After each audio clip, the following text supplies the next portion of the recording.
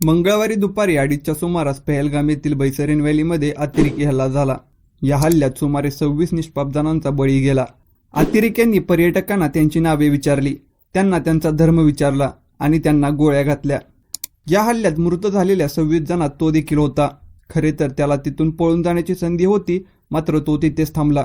त्याने अतिरेक्यांना विरोध केला, जीव वाचवण्यासाठी, स्वतःचा नाही, आपल्या जबाबदारीवर आलेल्या एका पर्यटक महिलेचा। मात्र दुसऱ्याचा जीव वाचवताना त्याचा जीव गेला। हे घडलं आहे जम्मू काश्मीरमधील आदिल हुसेन सोबत। पर्यटकांना खेचरावरून ने-आण करणारा एक युवक।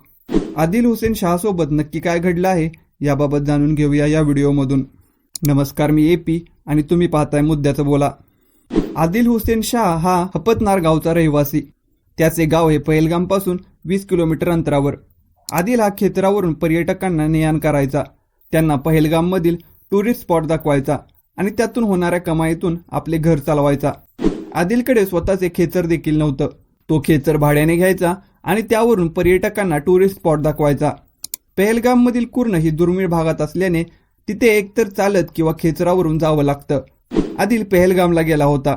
तिथे त्याने खेचर भाड्याने घेतले आणि तिथून एक पुरुष आणि एक महिला पर्यटक घेऊन पहलगामला गेला। पर्यटकांना खेचरावर बसून आदिल हा पहलगाममधील टुरिस्ट स्पॉट दाखवत होता। आदिल पर्यटकांना घेऊन बैसरन व्हॅलीला आला। सुमारे 2:30च्या दरम्यान अचानक गोळीबाराचे आवाज येऊ लागले। सगळे सैरभैर पळू लागले। अतिरेक्यांनी पर्यटकांना त्यांना त्यांची नावे विचारली, त्यांना धर्म विचारला आणि त्यांना गोळ्या घातल्या। अतिरेकी आदिल ज्या पर्यटकांना घेऊन आला होता त्यांच्याजवळ आले। त्यातील पुरुषाला त्यांचा धर्म विचारला आणि त्यांना गोळ्या घातल्या। आदिल आणि महिला झटापटीत खाली पडली। लोकांनी त्याला तू इथून पळून जा असं सांगितलं, मात्र तो तिथेच थांबला। आदिल त्या अतिरेक्यांची बंदूक हिसकावून घेण्याचा प्रयत्न करू लागला। अतिरेक्यांची आणि आदिलची झटापट सुरू झाली। आदिल बंदूक हिसकावून घेण्यात अपयशी ठरला आणि अतिरेक्यांनी आदिलला 3 गोळ्या झाडल्या।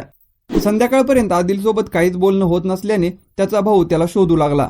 आदिलच्या भावाला पहलगाममधील अतिरेकी हल्ल्याची बातमी समजली आणि त्याचा भाऊ आदिलला शोधण्यासाठी पहलगाममधील हॉस्पिटलमध्ये आला आणि तिथे एका महिलेने आदिलचा मृत्यू झाला आहे असे आदिलच्या भावाला सांगितलं।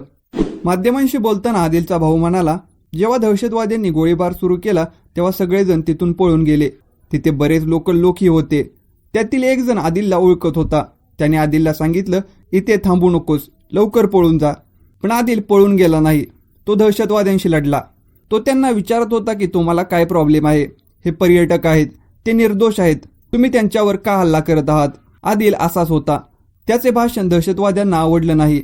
हॉस्पिटलमध्ये 26 मृतदेह होते, त्यापैकी एक माझा भाऊ होता, मारल्या गेलेल्यांमधला एकमेव मुस्लिम। या घटनेमुळे आदिलच्या घरातले खचून गेले आहेत। त्याचे वडील माध्यमांशी बोलताना म्हणाले, माझ्या मुलाने दहशतवाद्यांशी लढा दिला आहे। गोळी लागल्यानंतर एक माणूस खाली पडला, त्याच्यासोबत एक महिला होती, तीही पडली। आदिलने त्यांना उचलले। तो दहशतवाद्यांशी त्यांच्यासाठी लढला। तो एक चांगला मुलगा होता। तो हक्कांसाठी आपले प्राण देण्यास तयार होता। दहशतवादी हल्ल्यामुळे जम्मू काश्मीरमधील पर्यटनावर काय परिणाम होणार होता हे आदिलला माहिती होतं। त्यामुळे तो लढला, स्वतःसाठी नव्हे तर माणुसकीसाठी आणि पर्यटकांसाठी।